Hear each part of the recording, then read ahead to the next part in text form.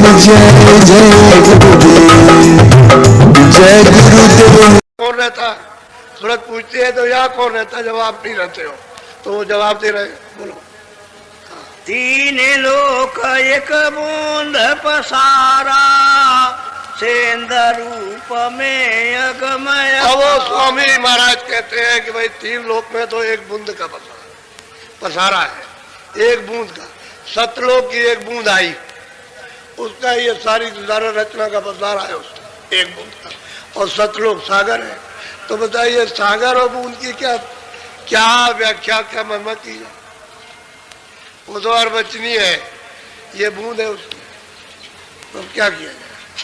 और मैं इनसे अलग, मेरी एक बूंद आई, उसका ये पसारा है। अरे वहां तो एक सूरत आई, एक बूंदी तो है। वहां तो सागर में खचाखच सूरतें भरी हुई हैं, उसमें से एक यहाँ बेहती, तो बूंद का ये पसारा। और इतनी ऊंची मंजिल पर झंझरी द्वीप पे सैकल कमल में बैठे हैं, इतनी ऊंची मंजिल पर नीचे नहीं आ सकते, यहाँ नहीं आ सकते, वही रहेंगे अपनी मंजिल पर। जगह नहीं छोड़ सकते कि ऊपर चले जाओ नीचे चले जाओ, वो जगह नहीं छूटेगी, वही के वही रहेंगे। तो कहते हैं मेरी एक बूंद, उसका ये सब पसारा तीनों लोगों का है, इन तीनों का मेरा, उनका है पसारा मेरा, मैं इनसे अलग रहता हूँ। बोलो। मैं न पाताल स्वर्ग नहीं मिलता, ब्रह्मा विष्णु महेश। अब वो कहते हैं कि भाई न मैं पाताल में हूँ, न मैं लोक में, न ब्रह्मा के यहाँ, न मैं विष्णु लोक में, न शिव लोक में, न राम लोक में, न मैं कृष्ण लोक में, न माया के लोक में, न शक्ति के लोक में, और न प्रकृति के लोक में, मैं कहीं यहाँ नहीं। मैं तो इनसे सबसे परे। ये तो मेरी एक बूंद का पसारा है। मैं कह दी, आप उनको साफ उत्तर दे दिया और सब विधि से उसको समझाया। तो बात ये तो सूरत वो है जो वहां पहुंच करके प्रश्न कर रही है आपके लिए। नहीं ऐसा प्रश्न कौन कर सकता है, किसको मालूम है? ये तो वही सूरत है जो वहां पहुंच गई और पहुंच करके प्रश्न कर रही गुरु से कि आप बताइए इनके लिए, ये जो फंसे हुए हैं तो इनको क्या जवाब दिया जाएगा, कौन है ये, कहाँ से आए कहाँ से नहीं आए? तो उत्तर दे रहे तो सबके लिए, आपके लिए, वो सबके लिए, आने वालों के लिए, जो आगे आएंगे उन सबके लिए, कि एक बूंद का ये पसारा है। और उसको कहते हो आपकी अपार है, बेंचा है। और वो खुद कहता है वेद कि नएती, और कुछ आगे हम नहीं जानते, हमने देखा नहीं, लेकिन हमको आभास होता है कि और कुछ है, और कुछ है, और कुछ है। अब ये तो बात सही है, तो है कुछ। तभी तो गोस्वामी जी महाराज को और क्या था, जब उन्होंने वर्णन किया तो मतलब एकदम रौला पड़ गया, ये क्या, ये क्या, ये क्या चीज है। तो ना किसी की समझ में ना आए तो रोना ही है, और क्या, झगड़ा ही है। समझ में नहीं आया तो झगड़ा हो जाएगा, और समझ में आ जाए तो बिना सत्संग के समझ में आ नहीं सकता, क्योंकि वह तो जीव भूला भाला है। वो तो मतलब उसे क्या मालूम कि मेरा घर कहाँ में कहाँ से आया। जब उसको भूल ही गया, उसके रूप रंग रेखा को, उसके स्थान को, आनंद को, प्रेम और ज्ञान को भूल करके बैठा और यहाँ ढूंढ रहा है, नहीं मिल रहा कहीं भी, तो बताओ उसने क्या, हो तो भूला ही हुआ है, वो क्या बताएगा? झगड़ा तो हो ही जाएगा। धीरे धीरे धीरे धीरे जब उस पर दया मिलेगी और कुछ वो जानेगा, कुछ अंदर जगेगा, तभी कुछ समझ सकता है, ऐसे कुछ नहीं जानेगा। बोलो। तीन लोक व्यापक में नहीं। अब वो कहते हैं कि भाई देख सूरत, मैं तीन लोक में व्यापक नहीं हूँ, या मैं कहीं नहीं रहता तीन लोक, किसी जगह भी नहीं। तू ये सोचा है शायद ये व्यापक होंगे, तो क्या लगे नहीं मैं व्यापक हूँ, मैं तो इन सबसे परे रहता हूँ। बोलो। बूंद एक मेरी यहाँ रही, बस वो एक बूंद रहती है, उसका ये काम है, यहाँ बूंद रहती है। वो भी सैदल कमल में बैठ करके उसी पुरुष का जहां से इनका निकास हुआ, अखंड 24 घंटे ध्यान करते रहते हैं। अगर ध्यान न करें तो उनका राज चला जाए। सैदल कमल में तीन लोगों का राज मिल गया है, अगर उसका ध्यान नहीं करेंगे तो राज ही चला जाएगा। तो अपने अपने को सब डरते हैं, छोटा बड़े से बड़ा, उससे बड़े से बड़ा, उससे बड़े से, सबसे डरते हैं कि ये ना हो जाए। और मतलब ये है कि राजा किससे डरता? राज्य रियाया से डरता है, रियाया राजा से डरती है। ये सब एक दूसरे से डरते हैं इस तरह से। कहते मेरी एक बूंद वहां रहती है, मैं वहां नहीं रहता। बोलो। उसी बूंद का सकल पसारा, वेदताई कहे ब्रह्म अपारा। कहते उसी बिंदु का जो सैदल कमल जंजीर जीप में जो विराजमान, जिनका नाम निरंजन है, उन्हीं का सकल पसारा। और उसको लोग कहते हैं कि भाई ब्रह्म अपार है, अपार ब्रह्म। कोई उसी को ब्रह्म कह देते हैं, उसी को ईश्वर, उसी को खुदा कह देते हैं, उसी को रब। मालूम उनको नहीं है। अब भाई रब अलग है, खुदा अलग है, अल्लाह अलग है। लेकिन हम न जानने के कारण ब्रह्मा भी वही है, उससे भी, और शिव अलग है और विष्णु अलग है। ये वहाँ शिव और विष्णु ब्रह्मा वहाँ कहाँ जा सकते हैं ईश्वर के पास में? वो तो बहुत नीचे है। तो मतलब यह है कि उसको सब कहे, सब वही है, वही है, सब एक ही है। बस न जानने से सब एक हो गया।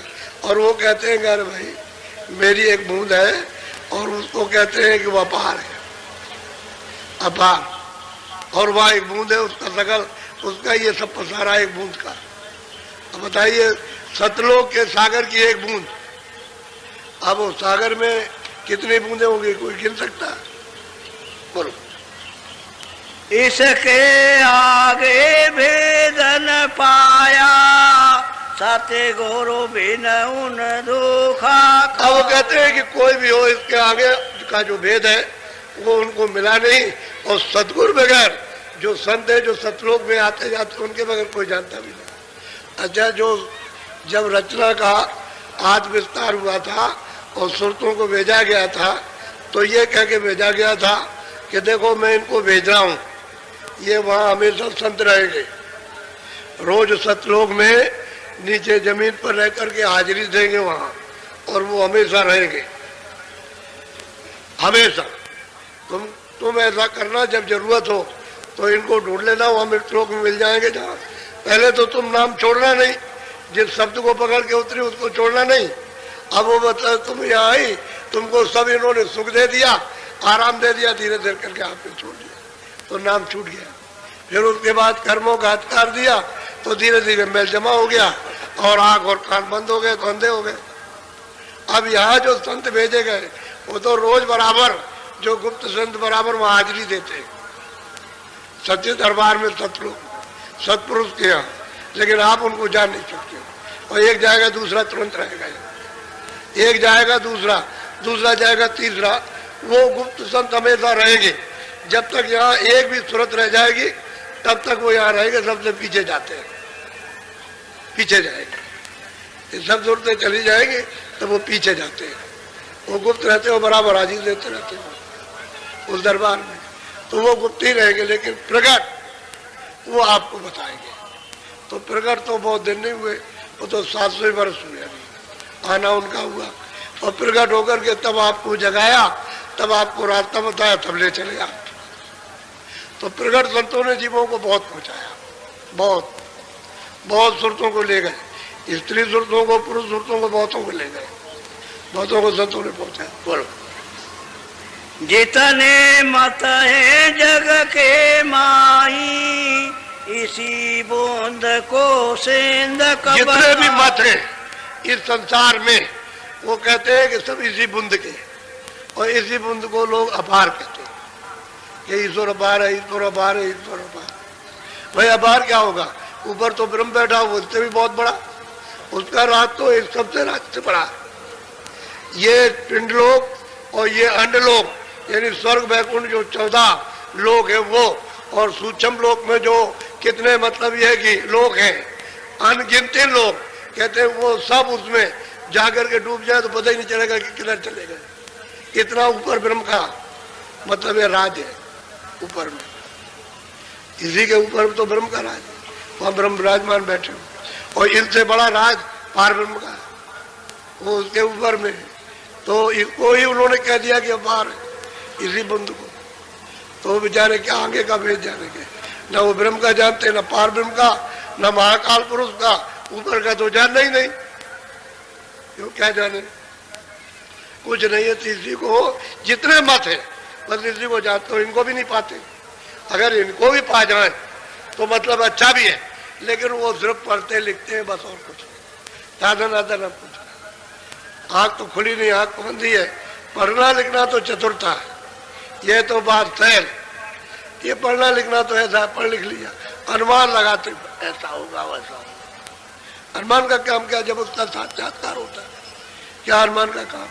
साक्षात्कार होता है। और बोलता है भाई वो तो चेतन है, आप जड़ हो, लेकिन सूरत अगर चेतन जाग जाए तो उससे बातचीत करती है।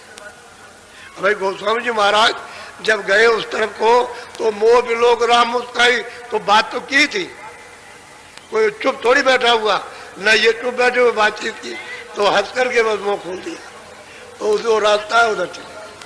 तब उन्होंने देखा कि कितने लोग हैं, ये मतलब ये है कि 14 लोग, एक एक लोग में कौन कौन राज करता, ये गोस्वामी जी महाराज ने सब देखा। और ऊपर देखते हैं कि बड़े बड़े ब्रह्मांड, बहुत लोग अपनी आंखों से देख रहे हैं। रास्ता न दे तो उधर ऊपर कौन जाएगा, नहीं जा सकता। तो वही है, कहते हैं अरे सुनो, एक बूंद का ये सब है, और इसी को लोग अपार कहते हैं, तो आगे का तो भेद क्या मालूम उनको, क्या हो बोलो।